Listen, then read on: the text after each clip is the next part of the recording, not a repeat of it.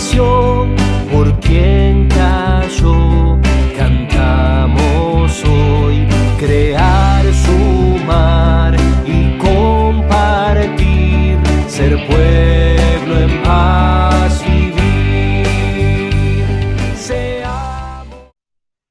Welcome everyone. Good evening, good day, good morning, whichever time you are in. Welcome to this very first online conversation that we call WSCF Talk. And so, it's been several months that we have been in this condition under the pandemic, COVID pandemic, and it's been very difficult to organize face-to-face meeting, but fortunately we have this opportunity to do something more creative online. So this is the first time for us to do this, so I apologize if there are any technical difficulties and perhaps some some problems with the whole procedure, but rest assured we will try our best to do this more often. So my name is Necta, and I'm here in the Philippines right now. And to be exact, I'm in Quezon City. And I'm the General Secretary of WSCF, and the outgoing General Secretary of WSCF. So I welcome you all to this WSCF talk. The title for our first talk is called COVID-19, its social intersection and the role of the SCMs. So we will not be speaking about COVID-19 itself as a pandemic. We will try to reflect and listen and hear some reflections about the various intersections of COVID-19 as it impacts our localities and our nations. So we look at the different issues that has exacerbated over the past 3 or 4 months when COVID-19 started in many parts of the world, particularly social issues that are affecting people who have already been marginalized by the systems and structures that we have in the society. So tonight we have 3 guest speakers. I will introduce to you to them later, but for the purpose of our program tonight, we are planning to have an hour and a half conversation. So we will give 15 minutes for each of our speakers, and after that, we will have a question and answer portion. We will take a few questions, and then again, we will have another round of question and answer that are directly addressed to the speakers. And lastly, we will have some conversation on how to move forward, or a bit of a summary of tonight's conversation. And it's my pleasure to introduce to you our 3 speakers this evening. The first speaker will be from the SCM Philippines, and his name is Kedge Andres. And the second one will be Mira Naime from Lebanon, and who's also the Regional Secretary of WSCF Middle East. And the third is Bob from SCM Brazil. So I'll also give them some chance to introduce themselves as they do their presentation. So Kedge, please. Hello, can you hear me, guys? Hello? Yes, we can hear you. Yeah. So, good day. So, I am Kedge from SCM Philippines. So, it's 9 p.m. here in our country. And in the Philippines, actually, we're experiencing one of the longest lockdowns in the whole world. No? So, my discussion is divided into 3 parts. First is on the discussion on how the problem of COVID has made worse because of a system that caters to private profits and interests. Second is on how the government is taking advantage of the situation to enact anti-people policies. And third is on what has been the role of the ecumenical youth in the Philippines. So because of COVID, no, the inequalities of Philippine society have been made more apparent. due to the responses of the national government. So the world knows that we have like a fascist President Duterte, who is like Trump and Bolsonaro. But what is noteworthy is that the problems being encountered by the Filipino people under the COVID is systemic, meaning that even though the coronavirus itself is bad, it is being exacerbated by decades long systemic problems that have plagued the country. So first is in terms of disaster response. So the government has had lackluster approaches, especially to big disasters. For example, during the Yolanda or the Haiyan super typhoon of 2013, one of the deadliest typhoons in history, the government received criticisms because here in the Philippines and abroad because of their slow response, which has resulted in thousands of deaths. Earlier this year, a volcano erupted in southern Luzon. So this is actually a true story where the president made jokes about being on the volcano or uh, say that he will eat the poisonous ashfall. So during the eruption, government officials were even begging the public for donations, even though the same government has been taxing ordinary Filipinos to death with its tax reform program. This is also worrying because the current administration has allocated 400% more budget on the president's intelligence and confidential funds, which is about 4.5 billion pesos. Moreover, the government wastes money on its so-called task force to end communist insurgency by plugging 36 billion pesos at the expense of social services. And this task force has also made the human rights situation in the country much worse.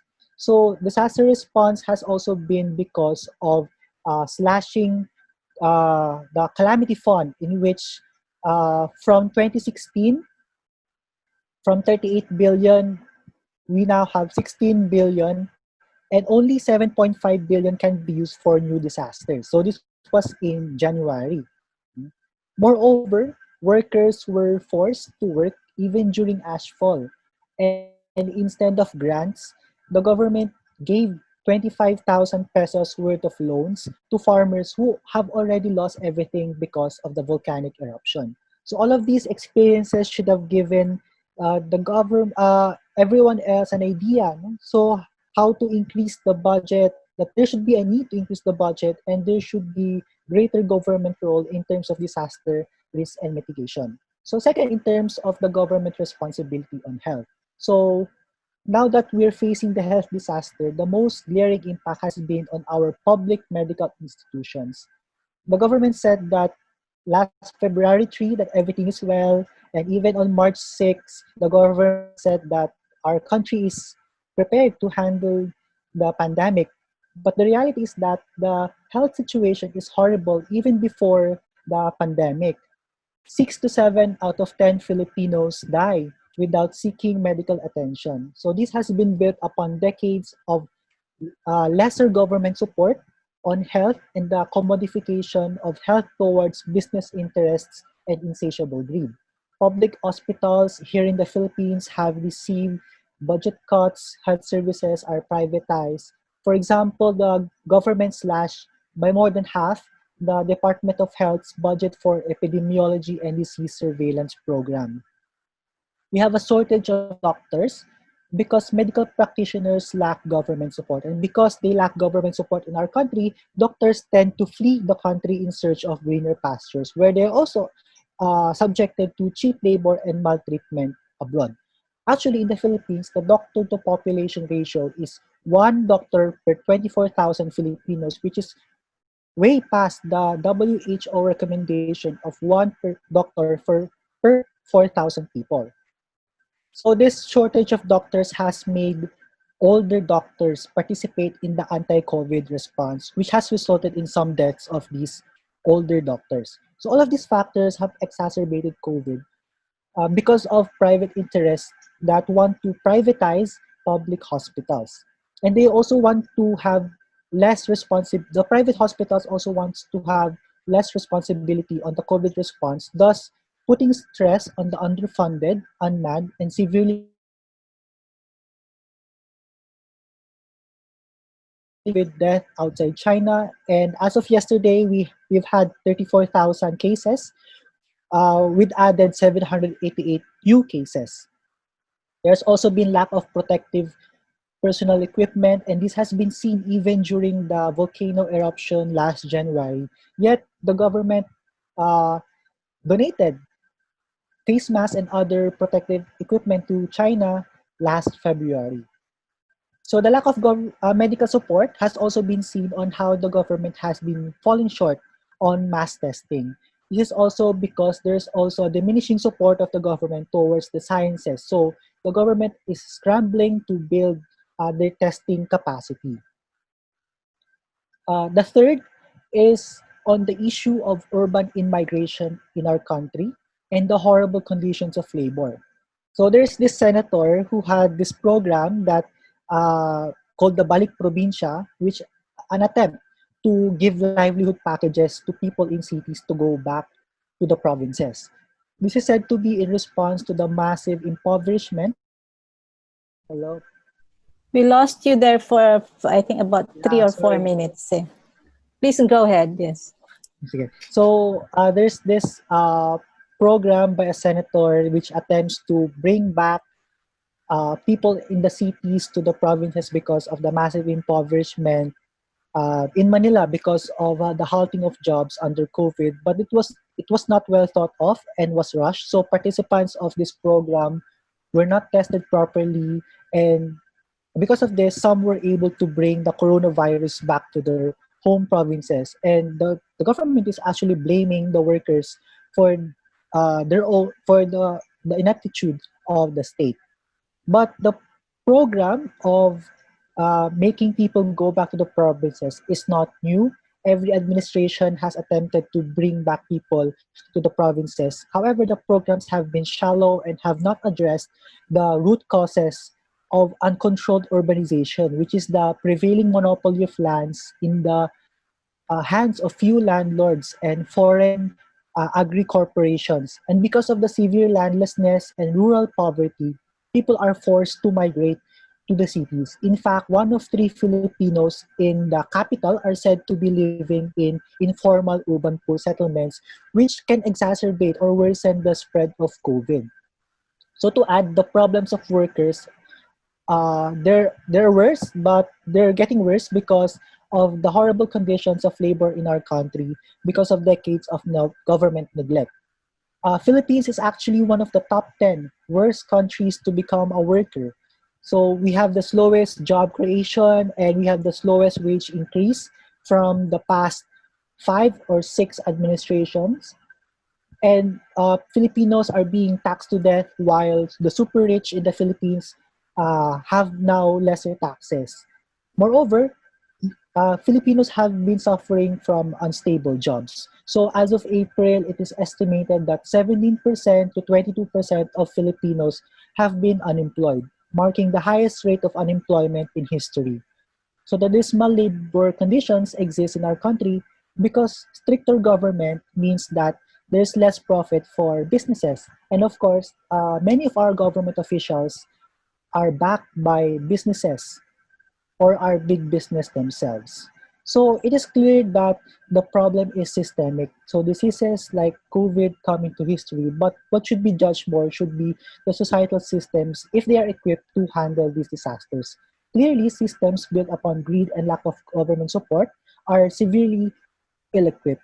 So this is the part where how the government is taking advantage of the situation to impose anti-people policies.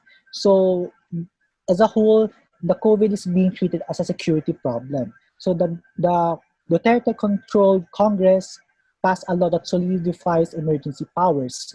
And generals, instead of doctors or scientists, lead the plan against COVID. There have been threats of demolitions, warrantless arrests. 41,000 have been arrested. Mostly are urban poor residents. An example is here, where people are being put into animal-like cages. The worst has been when Duterte, in a midnight briefing on national television, ordered the command to shoot to kill quarantine violations. There have also been mass arrests. For example, 92 were arrested last May 1 for giving relief services. Indigenous schools have been closed. And actually yesterday, 20, uh, 20 people were arrested. These were members and allies of the LGBT community during the Pride March demanding greater aid under the health crisis and junking of the terror bill. So speaking of the terror bill, it is being railroaded by the administration, which makes the definition of terrorism broader and murkier, which advantage to clamp upon press freedoms, and there have been attempts to uh, phase out traditional jeepneys, which has made jeepneys are the traditional bus-like transport in our country, and this has made many drivers seeking alms on the street. So COVID also revealed and provided ways to solidify greater subservient to powerful countries where there are more loans from US and China, and even in the midst of COVID, the administration was able to procure $450 million worth of attack helicopters from the United States. So basically, the administration is weaponizing the law to strengthen its grip on the people. The law is being used to silence critics and taking advantage that people are in lockdown. So lastly, the role of the SCMs is to forge social solidarity. Because our world is very individualistic and we may be tempted to go over.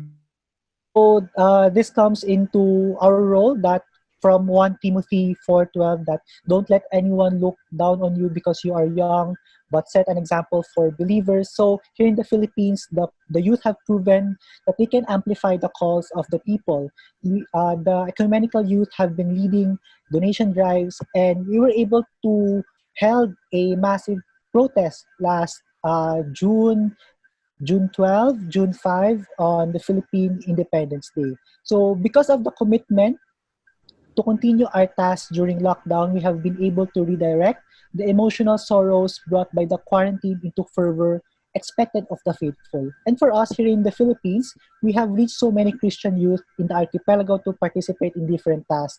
And we vow to strengthen this momentum, especially after the lockdown, towards the celebration of the 60th anniversary of SCM Philippines this coming December 27, 2020.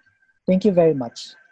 Thank you so much, Sketch, and thank you for that very well prepared presentation. You actually made it within 15 minutes, but because of the technical problem, we have to go for a few more minutes. Now, I would like to invite Mira. Mira, are you ready? Yes.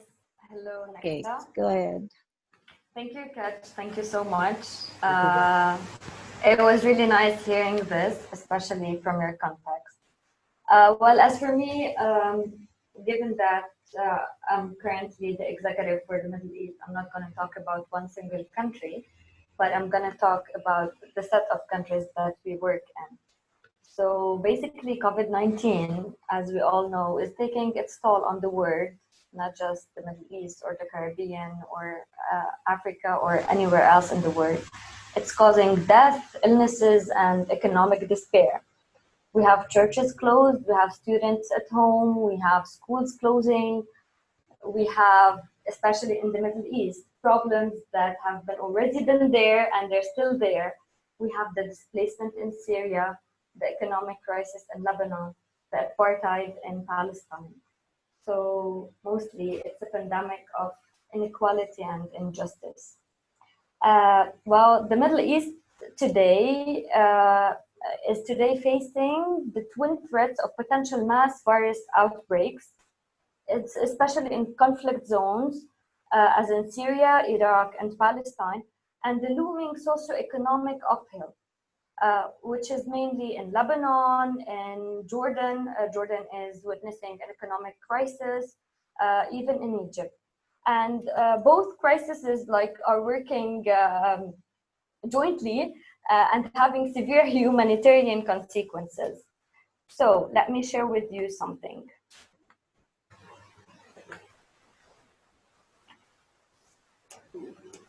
So, just one second. Okay, I'll be talking a bit about the context of the Middle East. Across the Middle East, many people are already living a hand-to-mouth existence, as all of you know, struggling to survive and rebuild their lives against vast odds.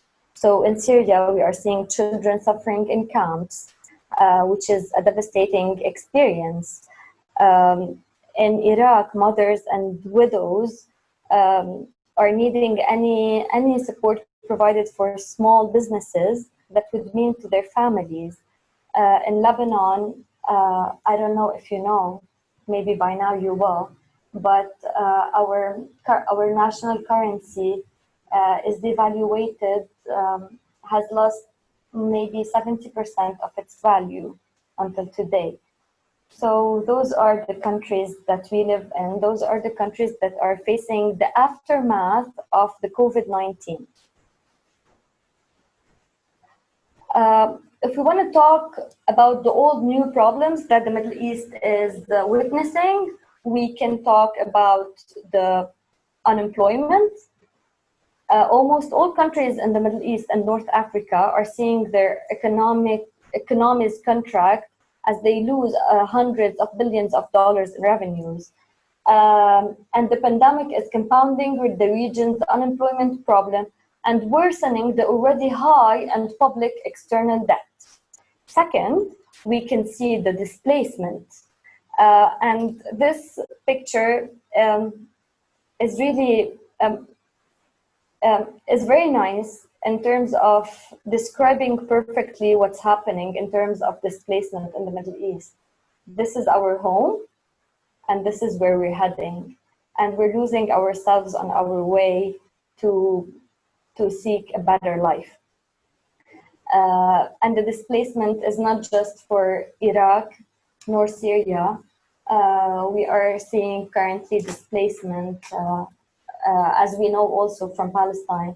There's a displacement and migration for Lebanese youth, and it's causing a huge problem nowadays. We also have the healthcare system crisis, and I guess it's not a new thing that people in third countries are witnessing healthcare system crisis in terms of not having enough beds, not having enough care, not having enough medicine, not being able or capable of doing the tests to the people. So we really know how much people are in danger or are affected. And we also have finally the inequalities, and as we can see it here. And it's really sad to say that in Lebanon, just today, as an example, we are facing a bread crisis. The bread price will increase on Monday 3 times its original price. And just today we received a picture of people waiting in front of bakeries. And at the same time, we saw a picture of people waiting in front of Louis Vuitton because it has a 50% sale. So this is the kind of inequalities we are talking about. They're not new problems, but with the emergence of COVID-19, they are being shown more, and especially now, and people can feel them, especially with the devaluation of the currency, not just in Lebanon, but I'm talking about all Middle Eastern countries, be it in Syria or in Sudan. In Sudan, the national currency has lost maybe 200% of its value over 2 years, which is really bad. In Syria, it's the same. In Iraq also. In Lebanon, it's the same. And we still see that poor people, they get poorer, and rich people, they get richer. And this is what pandemics usually do.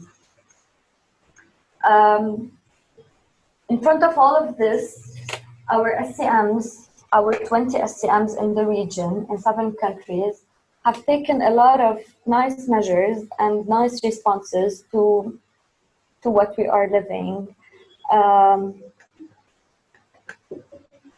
Well, first of all, they have been doing social work, as you can see here on the screen. They have been doing social work in all countries. Social work is not only for Christian families or the SCMs or the church-related families. No, the social work is being done on a national level, targeting all people. Second, we have the online meetings, as you can see here. So WSCF Middle East have been maybe in the region one of the few who started the online meetings for youth during this crisis. We tackled the COVID-19 themes or issues and so on, and then it became an ecumenical field. And then it went to be ecumenically driven. So we were targeting ecumenical themes. We are discussing women's role. We are discussing Christian-Muslim dialogue. We are discussing all topics that youth and students share with us. Third, we have the ecumenical prayers. And those kind of prayers really meant to bring people together. In the Middle East, we have been, I don't know if it happens in all the countries, but I guess you know the Pope when he went to Saudi Arabia, and he had the peace pact with the Sheikh there. I'm sorry. So we had a national prayer day, which was not just national, it was a Middle Eastern prayer day. It was ecumenical. It was a prayer day and it was a fasting day. And we had several initiatives around it. And further, we have the creative initiatives. I can talk about initiatives from our SCMs. One SCM in Lebanon has been doing social work and ecumenical work with many churches in the neighborhood. Another SCM, which is in southern Lebanon, has been doing social work and sending food and all the supplies needed to families in need. Our SCM in Sudan, given that Zoom and all those interactive meeting platforms are forbidden and are not that accessible, they started doing their meetings over YouTube.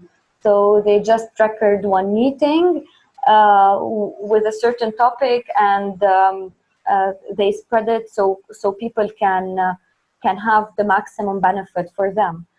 Our SCM in Iraq has been doing the same as in Sudan, also in Syria, given that online platforms are not that common there. In Jordan, they have been doing weekly meetings, church-related topics, bringing people from many churches and bringing church leaders to give them the lectures, which was really nice and which was really important in terms of bringing youth together from multiple churches and multiple faiths. So basically, I'm not gonna be long. So basically, this is what the Middle East have been doing.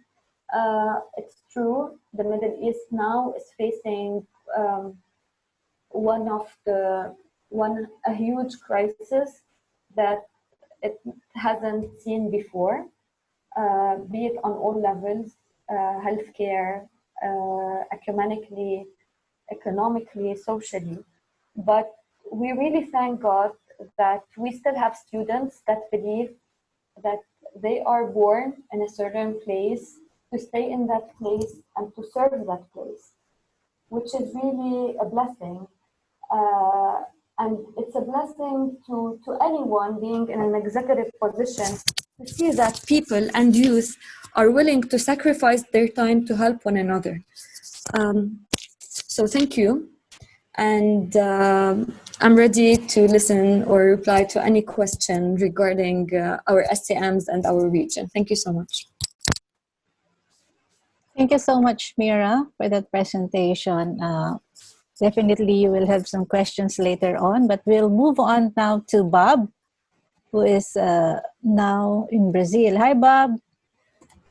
So, hello everybody. Thank you, Cash. Thank you, Mira, for sharing about your realities, your challenge, but also for the initiative that you are doing in your context. So, I'm not gonna share my screen because we are living a sensitive process here in Brazil with political themes. So, I'm just gonna speak and share you what is happening here. So, I hope you understand my context and my challenge here. Hello, I'm Bob. I study geography in Federal University of Paraná in the south of Brazil. I'm a full-time missionary in an organization here, and I'm gonna share about the challenge of COVID-19 in our social, political, and religious context. So in a country where social inequality is the hallmark of corruption, access to basic sanitation and potable water is still a privilege.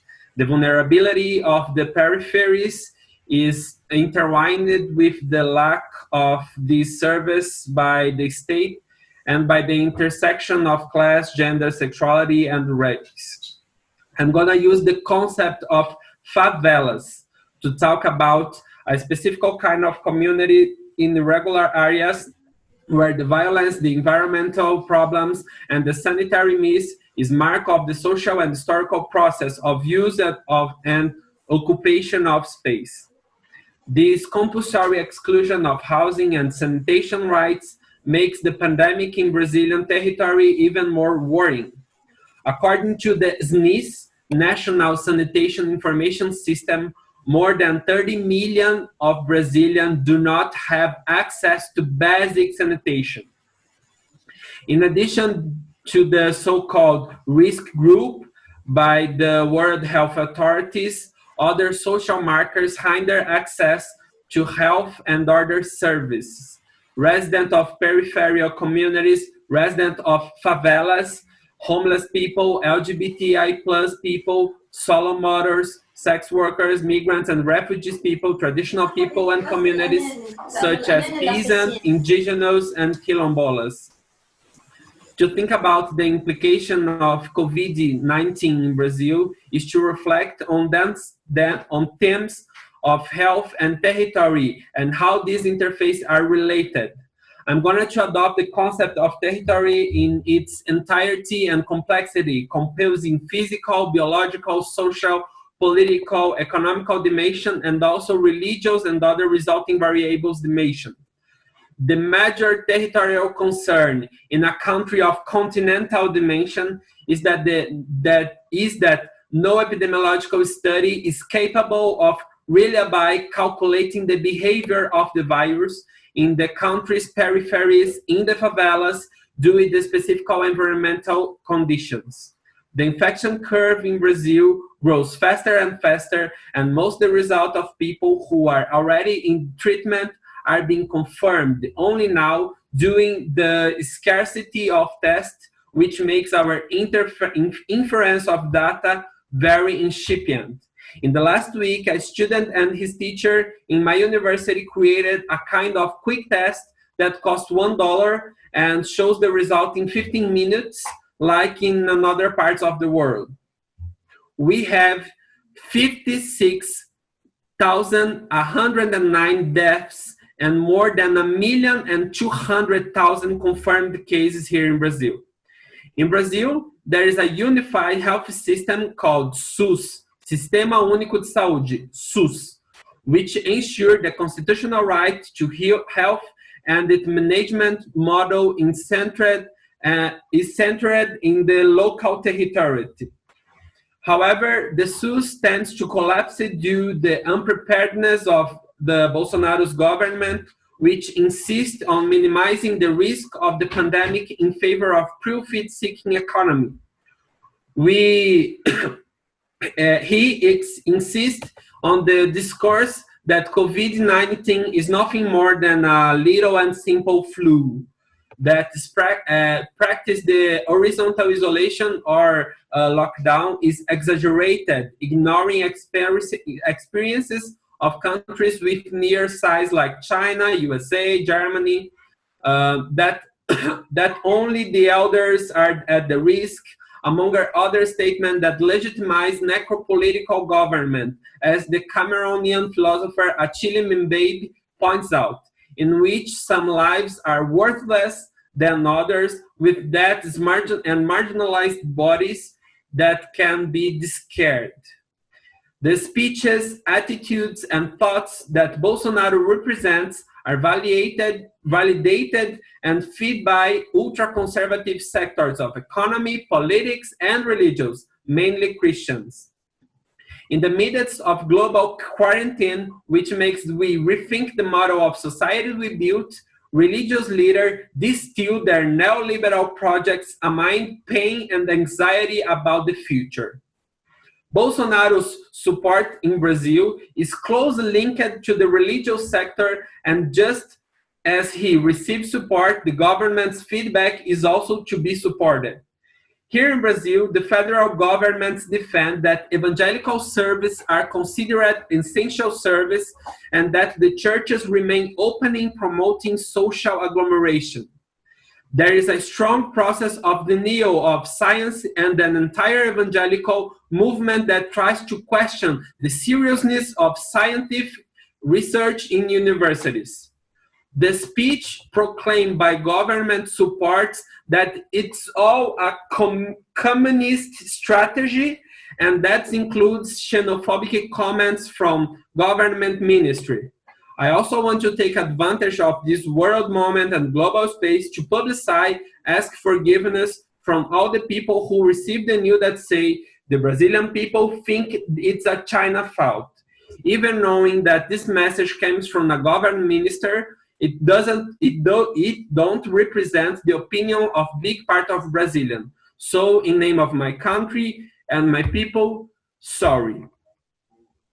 An example of how this relationship between church and the delegitimation of science is supported by the government happened 2 weeks ago when an evangelical woman was waiting for the president in front of the palace where he lives, and when he left, she said that she was evangelical and that God has revealed to her the cure for corona with the use of garlic because it contains sulfur, and that God had revealed the cure to her. It was to honor the president before the nations. This story is real and very sad, but the worst part of it is that the president scheduled the same day a meeting with this woman in the health ministry building.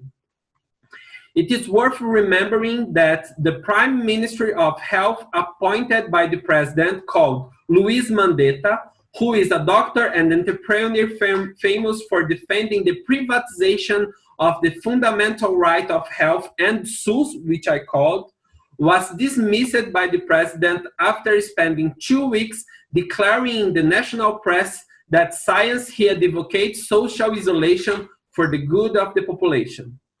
After the resignation of this health ministry, the president summoned another doctor and shareholder of the largest private health insurance network to the post, which is also contrary to the unified health system, the SUS, precisely because he claims that this doctor was not influenced by the communist ideologies and that would support the resumption of the economy.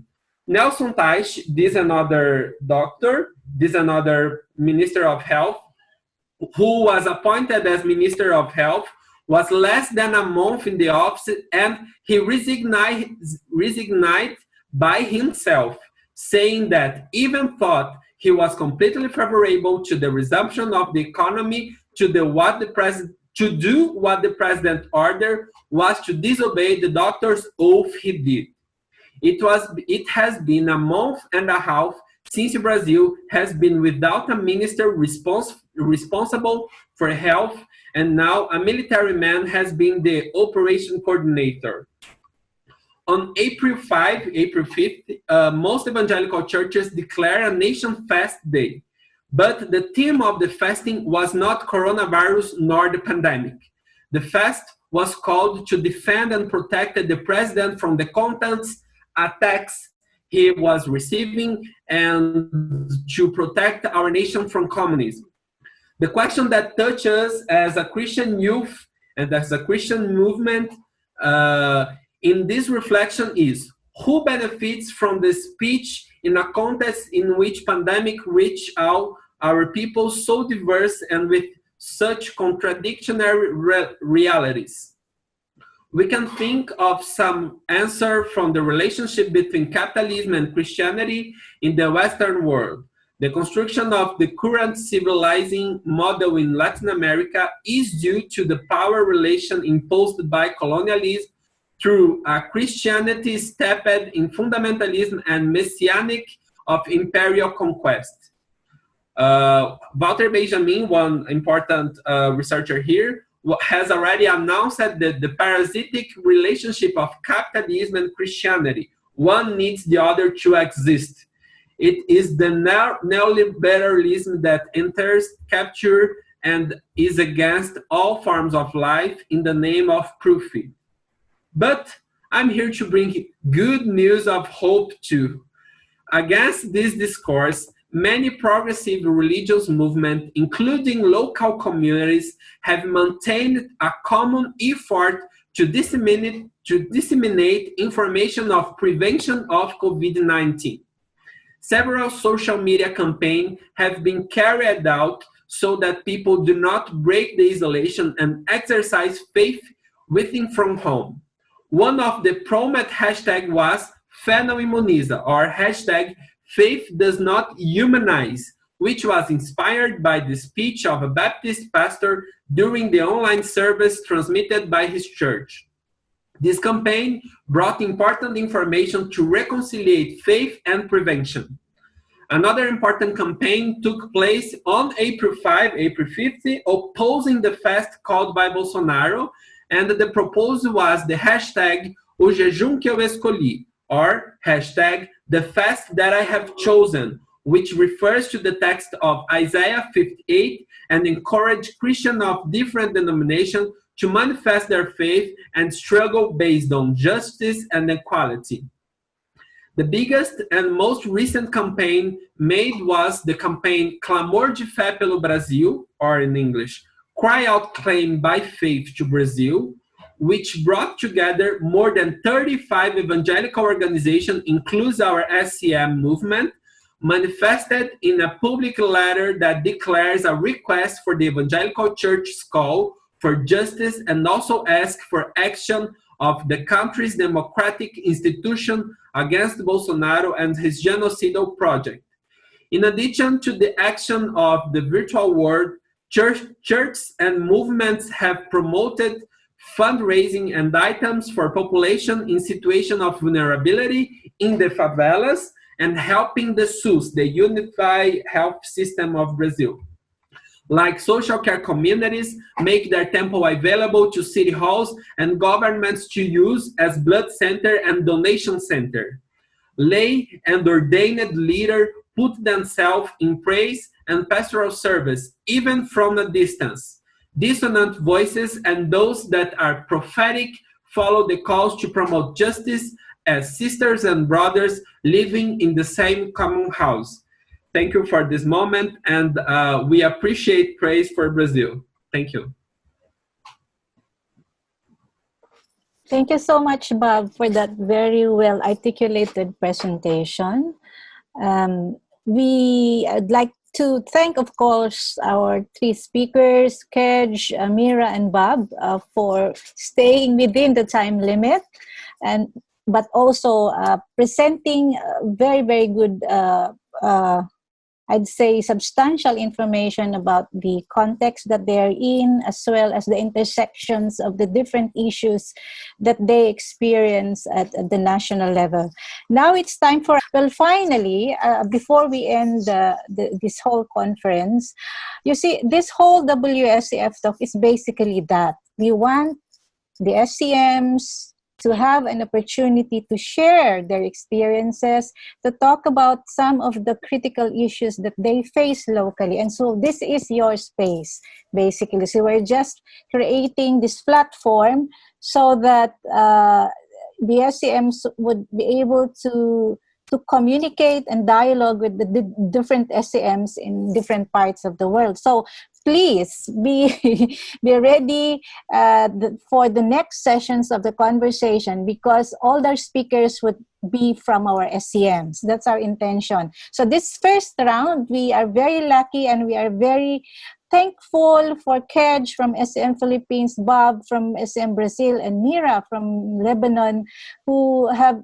prepared and been able to share to all of us the context, and also highlighted different, I would say, issues that relates to the intersection of COVID-19, to number one, the role of the state, number two, the role of religious organization in the church, how systemic and structural how systems and structures exacerbate the conditions of people who are already marginalized before COVID-19. So, for example, in Middle East, the war situation has been there for so long. In the Philippines, we have a fascist government that's implementing the laws that in fact wants to curtail the rights of people and human rights of people who are critic against the policy. The same in Brazil. So you'll see a lot of